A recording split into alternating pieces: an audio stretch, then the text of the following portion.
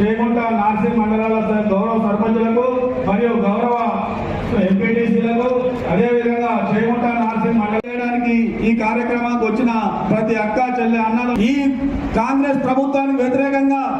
మనం రాష్ట్ర కేంద్ర ప్రభుత్వాలకు వ్యతిరేకంగా పోరాటం చేసి రాష్ట్రం తెచ్చుకున్నటువంటి కార్యకర్తలకు సైనికులు మనకి ఈ ఉద్యమము ఈ అధికారం మనకు కొత్తనా